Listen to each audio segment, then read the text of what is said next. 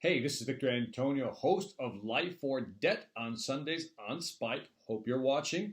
So I had these questions sent, video questions, and the first one I'm going to answer here is one by handle Sir Danny P. Also, I think it's Dan Power. So, Dan, you had a question about student loans.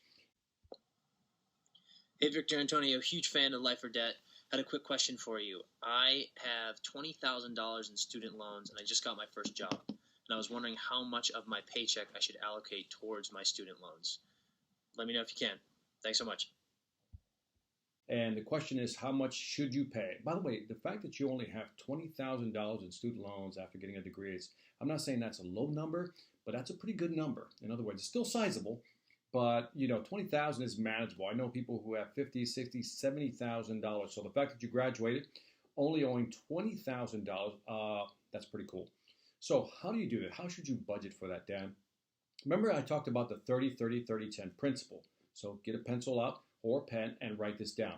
30%, and I'm talking net income here, okay? Net income. 30% should go be budgeted for your housing or your rent. So let's say, Dan, let's walk through an example here. You make, let's say your take home is 4,000, okay? 4,000. I want to make sure I want to write this down with you so make sure we're on the same page. You take home $4,000. Well, 30% of that, let's call that $1,200, should go towards be budgeted for your rent or your house payment. Now, I'm not going to get into the details. That 1,200, if you have a house, should include repairs and upgrades that you need to do the house. So again, that should be rolled up into there. Now, so that's $1,200 for your house payment or rent. The other 30%, again, is for all your expenses, Dan, okay? These are all your expenses. We're talking car insurance, grocery, gas, the whole bit, okay? That's where you the other 30%. The third 30%, 30, 30, 30, 10, the third 30 is for debt and savings. So you're a fairly young guy, which means you're really starting out. So let's kind of walk through some scenarios for you. So 30% of your net income should be dedicated to paying down debt and saving.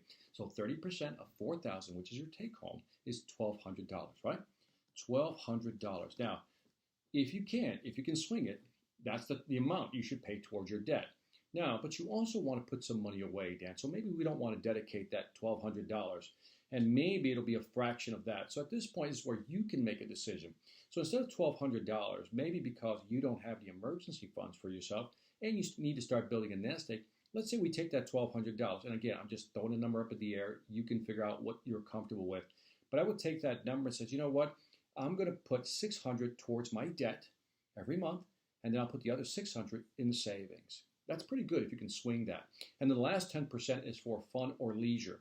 Again, use that for fun money. But if you have debt, like sizable debt, it sounds like student loan may be the only debt you have. So if you're paying $600 per month, that's pretty good. That's not bad. That's really good. And so take the other 10% and have a little fun, because I believe you got to enjoy life a little bit, right, Dan? I mean, you got to enjoy life a little bit. So I hope that helps. 30, 30, 30, 10. If you can find a way to always fit your expenses within that formula, Dan, this will keep you out of trouble. Now, as soon as you pay off your loan, and again, if you're paying $600, you can run the numbers. Once you pay off that loan, then maybe you're still budgeting. Remember, we're paying $1,200, 4,000 times 30%, taking $1,200. $600 goes to savings, $600 goes to debt. But once you pay off the debt, maybe you can sock away that $1,200. So here's a rule of thumb in terms of savings, something I want you to keep in your head, some simple formula I came up with. If you're in your 20s, which I think you are, you should be saving 10% of your net income. Now, 20%, you're 20 years old, you're in your 20s. See, I divide that in half, and they say 10%. If you're in your 30s, take 30 divided by in half, and that means you should be saving 15%. Once you're in your 40s, you should be saving half of 40 is what? 20%. It's a nice rule of thumb. And you notice as you get older, like once you're in your 60s, well, now you're starting to save 30%. You're starting to save more because guess what? You're about to go into retirement. But right now, you look like a young man. You're in your 20s. See if you can put at least away 10%.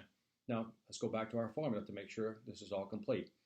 If you have $1,200 budgeted for debt and savings, 10% of that is 120. So you can argue back that, Victor, that means I only have to put away 120 bucks. To which I say, you're probably correct. But to which I also say, if you can put more away, why not? So I hope this video helps. Give me some feedback. Leave it on Twitter or get up on my fan page. It's facebook.com/ thevictorantonio.com. Sir Dan, take care, my friend. Bye-bye.